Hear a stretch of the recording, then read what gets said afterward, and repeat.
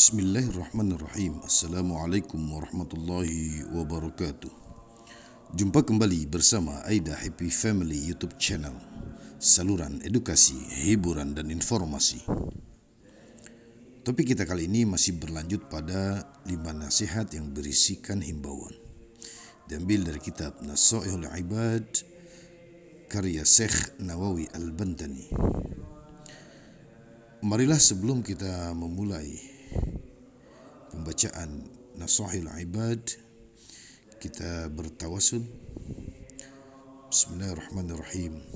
Al-Fatihah li Muhammadin sallallahu alaihi wasallam wa alihi wa ashabihi wa dhurriyyatihi wa usulihim wa furu'ihim summa ila ruh mujahidin fi badar summa ilahu mujahidin fi Uhud wa usulihim wa furu'ihim summa ilaru al-Imam Ghazali, al-Imam Bukhari, al-Imam Muslim summa ilaru Syekh Nawawi Al-Bantani summa ilaru al-Imam Ghazali summa ilaru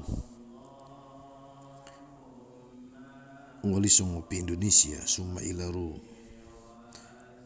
Habaif summa ilaru inal ulama wal awliya wa syuhada was salihin summa ilaru wali songo fi Indonesia summa ilaru walillah fi kulli makan wa kulli zaman wa usulihim wa furu'ihim summa ilaru Syekh Abdul Qadir Al-Jailani wa usulihim wa furu'ihim summa ilaru Sayyidul Walid Haji Muhammad Sahlani bin Haji Abdul Rahim bin Marina Hajat Yama binti Sayyidi summa ilaru Ummi Haji Sitawida binti Haji Muhammad Hamim bin Najihun Haji Umrah binti Hasan Haji Rafiah binti Soleh Bu Mas bin Bulan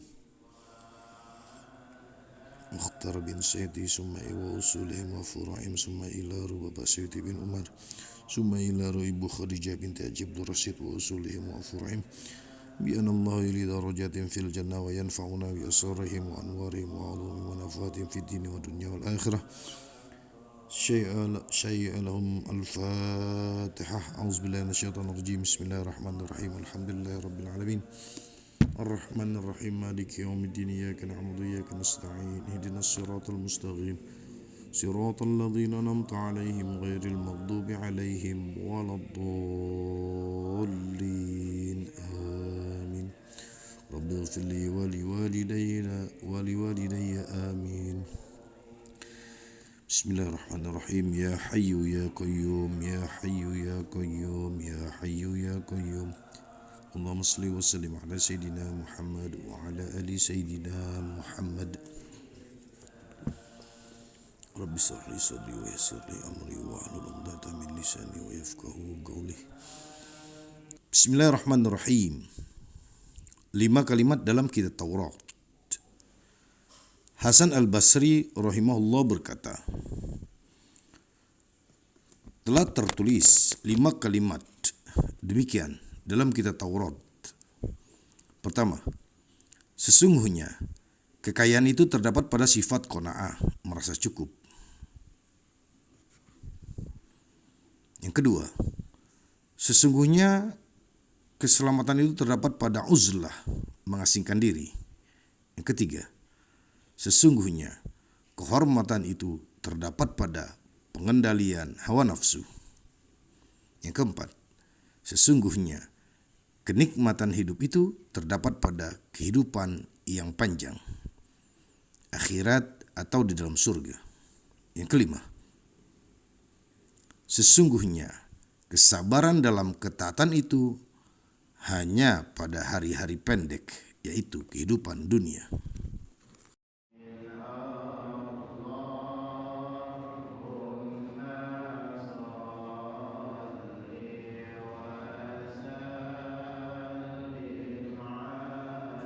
Lima pesan Syekh Al-Balqi.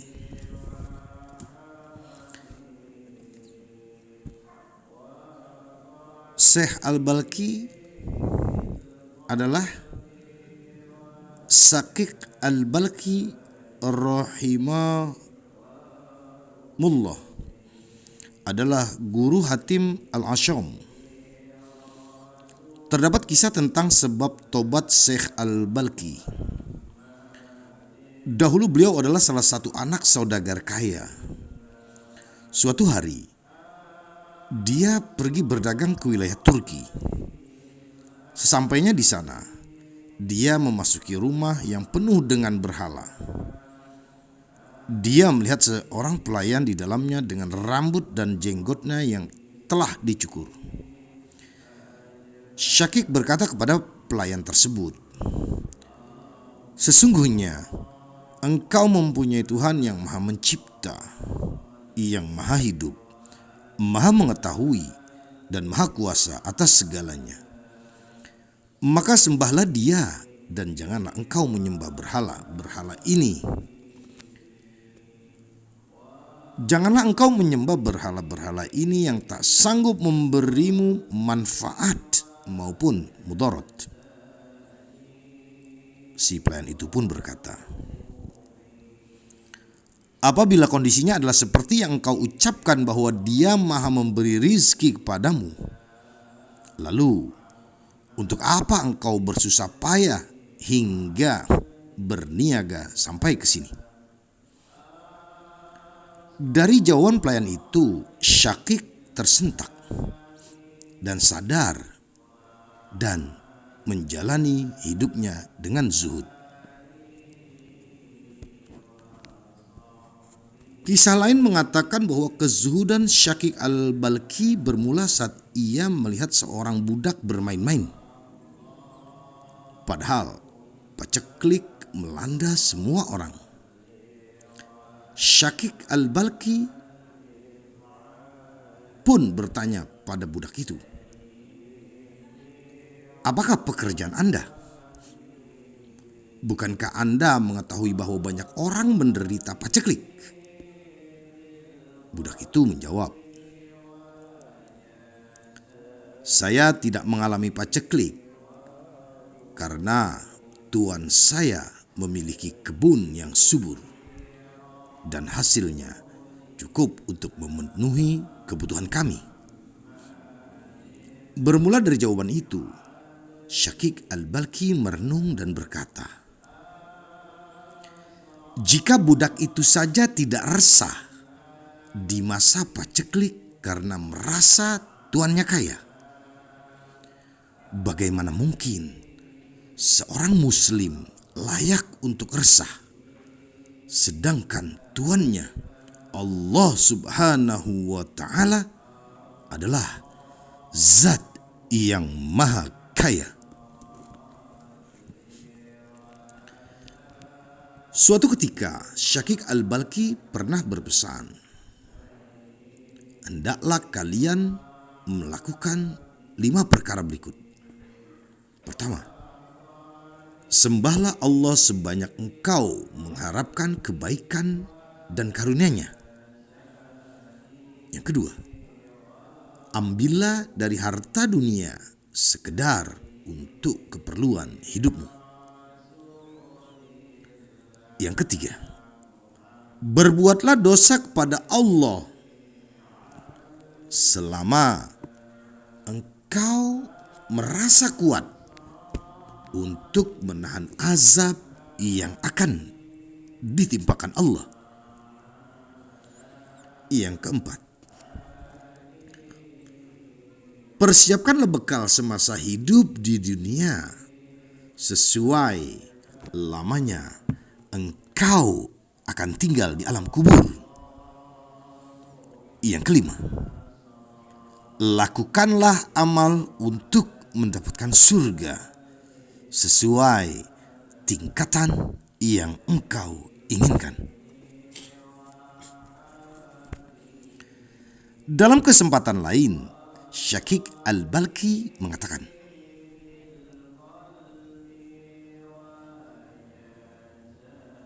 "Kita mencari 5 hal dan menemukannya dalam 5 hal yang lain. Kita mencari cara meninggalkan dosa yang kita temukan dalam sholat duha. Kita mencari pelita kubur yang kita temukan dalam salat malam atau tahajud. Kita mencari jawaban untuk malaikat mungkar dan nakir yang kita temukan dengan membaca Al-Quran. Kita mencari cara melintasi sirat di akhirat dengan cepat yang kita temukan dalam puasa dan sedekah. Kita mencari naungan arsy yang kita temukan dalam khalwat atau berduaan dengan Allah Subhanahu wa ta'ala. 5 hal yang paling utama. Umar bin Khattab radhiyallahu anhu berkata, pertama, aku telah melihat semua teman, namun aku tidak mendapatkan seorang teman pun yang lebih utama daripada menjaga lisan. Yang kedua, aku telah melihat semua pakaian, namun aku tidak mendapatkan selai pun pakaian yang lebih utama daripada sifat wara. Yang ketiga, aku telah melihat semua macam harta, namun aku tidak mendapatkan harta yang lebih utama daripada sifat qanaah atau merasa cukup. Yang keempat, aku telah melihat semua kebajikan, namun aku tidak melihat kebajikan yang lebih utama daripada memberi nasihat. Yang kelima, aku telah melihat semua makanan, namun aku tidak menemukan makanan yang lebih lezat daripada kesabaran. Sehubungan dengan sifat wara, Ibrahim bin Adham pernah menyatakan,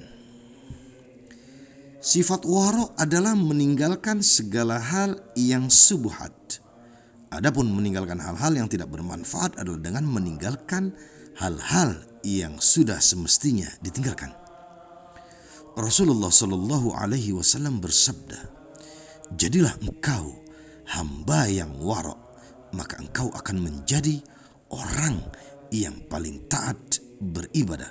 Hadis riwayat Al-Baihaqi. Sifat qanaah itu dapat terwujud dengan berhenti mencari-cari sesuatu yang tidak dimiliki dan merasa cukup dengan apa yang dipunyai.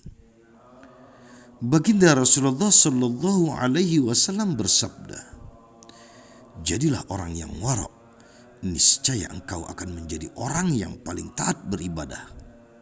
Jadilah orang yang qanaah, niscaya engkau akan menjadi orang yang paling pandai bersyukur.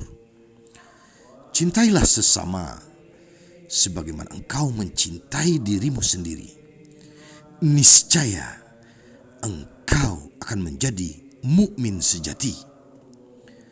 Berbuat baiklah terhadap tetanggamu, niscaya engkau akan menjadi seorang muslim sempurna.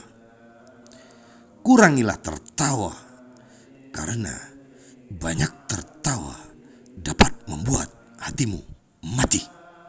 Hadis riwayat Al-Baihaqi. Dalam hadis lain disebutkan, hati itu diciptakan cenderung untuk mencintai orang yang berbuat baik kepadanya dan cenderung membenci orang yang telah berbuat jahat kepadanya. Telah dijelaskan bahwa dalam kebaikan terdapat keridhaan manusia dan dalam ketakwaan terdapat keridhaan Allah Subhanahu wa ta'ala. Siapa yang berhasil melakukan keduanya berarti telah sempurna kebahagiaan dan nikmat yang diraihnya. Kebaikan atau ma'ruf itu ada dua macam, yaitu kebaikan ucapan dan kebaikan amal perbuatan. Adapun kebaikan ucapan ialah perkataan yang baik, santun, lembut, dan penuh kasih sayang. Adapun kebaikan amal perbuatan adalah memberi bantuan pada siapapun yang sedang ditimpa musibah. Terkait dengan kesabaran, ia memiliki 3 rukun, yaitu pertama, mengekang nafsu untuk tidak membenci ketetapan Allah atau qada. Yang kedua, menjaga lisan untuk tidak mengucapkan perkataan buruk. Yang ketiga, menjaga anggota badan dari tindakan-tindakan jahat seperti menampar muka, menyobek-nyobek pakaian, mencoreng-coreng muka, atau melumuri tubuh dengan debu saat ditinggal mati keluarganya. Siapa yang sanggup melakukan hal-hal di atas, niscaya dia akan mendapatkan pahala keutamaan sabar yang merupakan separuh iman.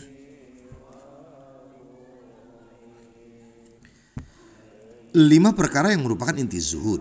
Sebagian hukama mengatakan zuhud itu mengandung 5 perkara inti yang terpuji, yaitu 1. Keyakinan total kepada Allah. 2. Melepaskan diri dari merasa butuh kepada makhluk. Yang ketiga, ikhlas dalam beramal. Yang keempat, tabah terhadap perlakuan zalim. Yang kelima, sifat qanaah atau merasa cukup dengan apa yang dimiliki. Abdullah bin Mubarak, Syaqiq al-Balkhi, dan Yusuf bin Asbath mengatakan bahwa keyakinan penuh kepada Allah Subhanahu wa Ta'ala merupakan salah satu sifat zuhud. Hal itu dikarenakan seorang hamba tidak akan mampu hidup dalam kezuhudan kecuali dengan keyakinan yang penuh kepada Allah Subhanahu wa Ta'ala. Yahya bin Mu'az berkata, seseorang tidak akan mencapai hakikat zuhud hingga ada dalam dirinya 3 perkara ini, yaitu pertama, beramal tanpa diikuti tendensi. Yang kedua, ucapan tanpa sifat tamak terhadap dunia.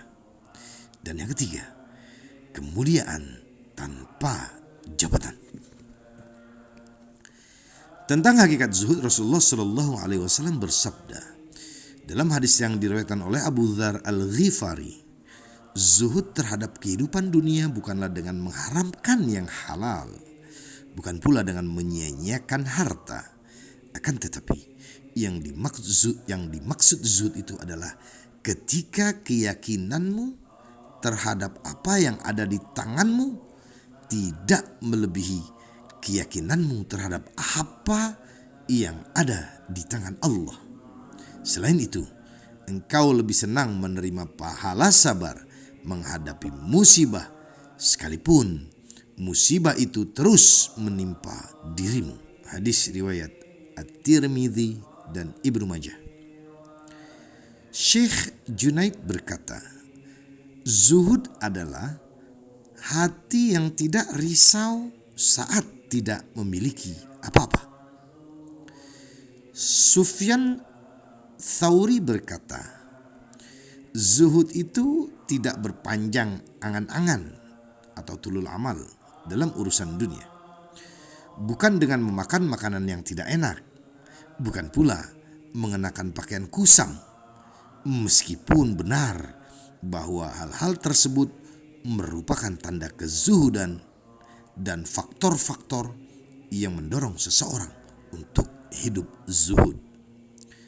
Jadi, zuhud adalah tidak bangga dengan kepemilikan dunia dan tidak pula sedih apabila ia hilang dari tangan.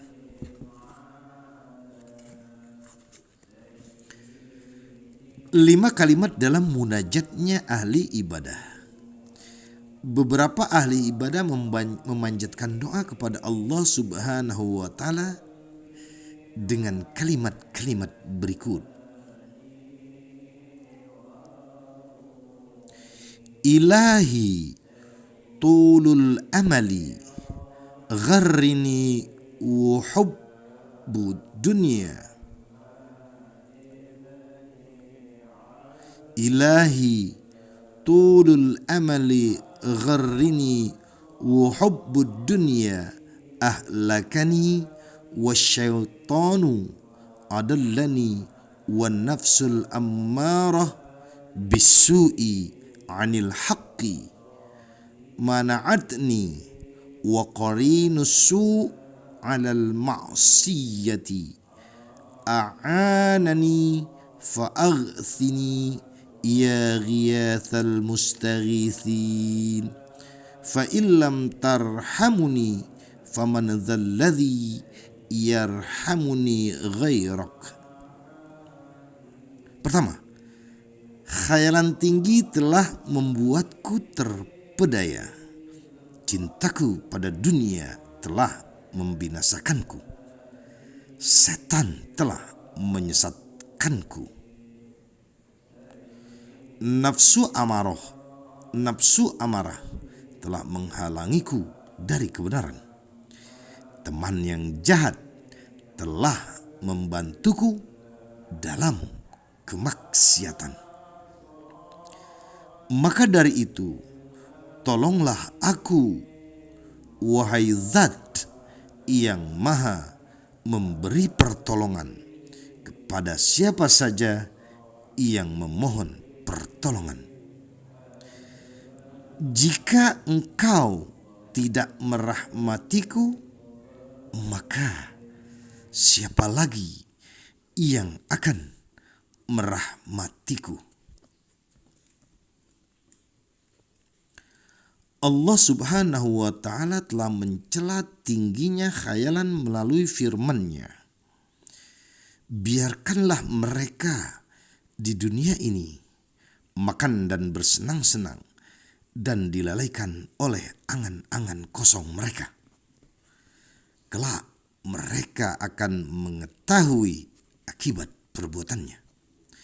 Al-Quran Surah Al-Hijr ayat 3. Sehubungan dengan kecintaan terhadap dunia, Rasulullah Shallallahu Alaihi Wasallam bersabda, siapa yang hatinya telah dirasuki cinta dunia, maka dia akan selalu diliputi 3 keadaan. Pertama, kesengsaraan yang tak berkesudahan. Yang kedua, ketamakan yang tak kunjung terpuaskan, dan angan-angan yang tak berujung. Hadis riwayat At-Tabrani.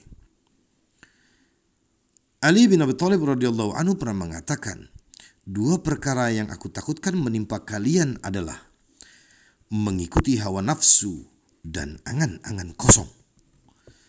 Adapun mengikuti hawa nafsu akan menghalangi dari kebenaran, sedangkan angan-angan kosong menyebabkan lupa terhadap akhirat.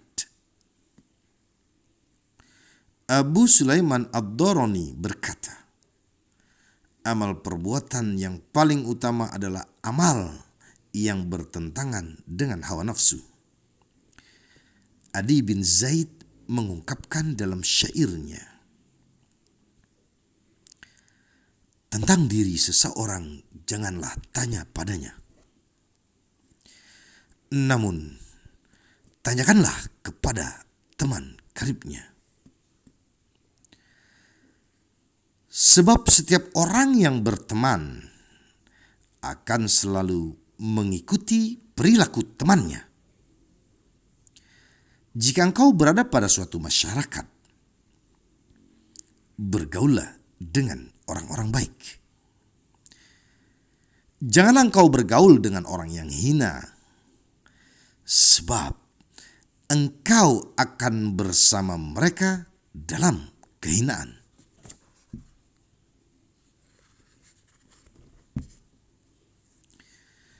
Lima perkara yang dicintai dan 5 perkara yang dilupakan.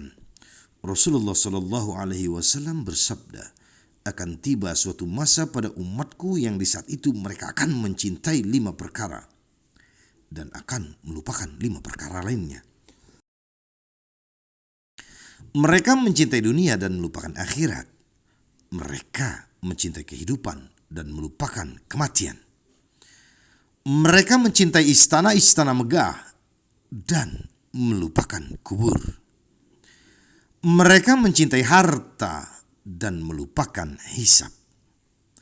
Mereka mencintai makhluk dan melupakan sang Khalik. Diriwayatkan dari Aisyah radhiyallahu anha bahwa Rasulullah Shallallahu Alaihi Wasallam bersabda,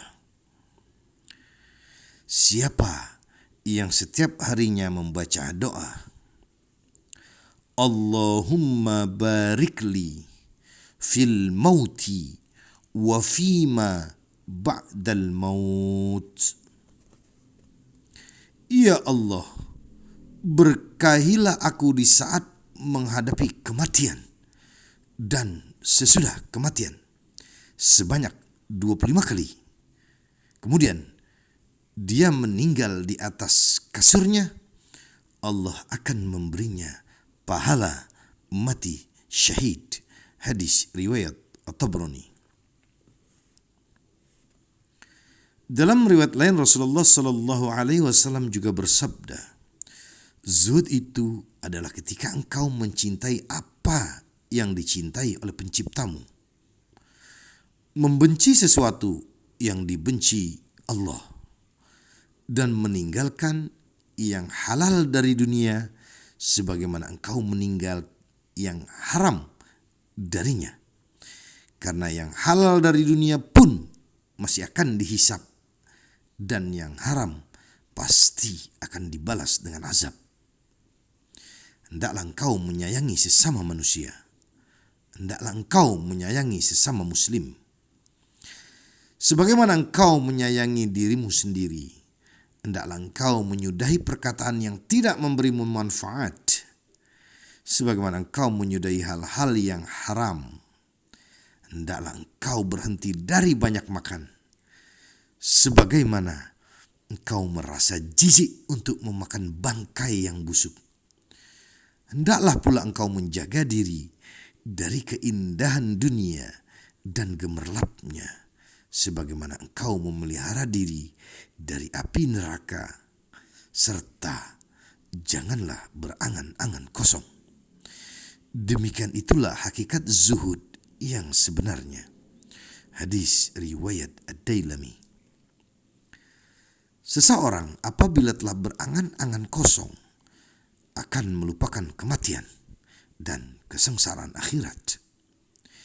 Dia akan mencintai dunia dan terpesona terhadap makhluk sehingga hatinya menjadi keras untuk menerima kebenaran. Terlebih lagi, dia akan mengabaikan ketaatan, melupakan bekal akhirat, dan menunda-nunda taubat. Suatu ketika Rasulullah Shallallahu Alaihi Wasallam melewati suatu majelis yang penuh dengan canda dan tawa. Beliau Shallallahu Alaihi Wasallam pun bersabda, penuhilah majelis kalian dengan hal-hal yang dapat mengingatkan kepada pemutus kenikmatan. Para sahabat bertanya, apa yang dimaksud dengan pemutus kenikmatan? Beliau menjawab, kematian. Hadis riwayat Ibnu Abi Ad-Dunya. 5 pengakuan Yahya bin Mu'az. Dalam munajatnya Yahya bin Mu'az berikrar, ya Tuhanku, malam tak akan indah kecuali dengan bermunajat kepadamu. Siang tak akan indah kecuali dengan ketaatan kepadamu. Dunia ini tak akan indah kecuali dengan zikir kepadamu. Akhirat tak akan indah kecuali dengan ampunanmu.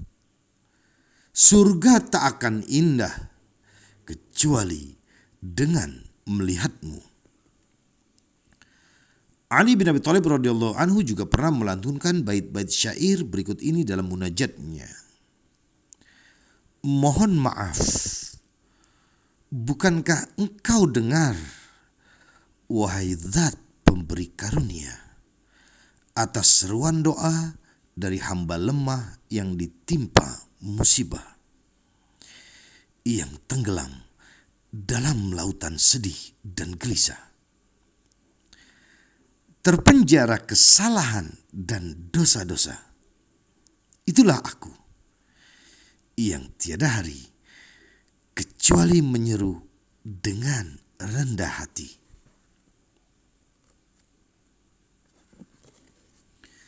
Sungguh-sungguh berdoa dan memohon karena terasa sempit bumi ini bagiku, sementara penduduknya tidak tahu obatku apa.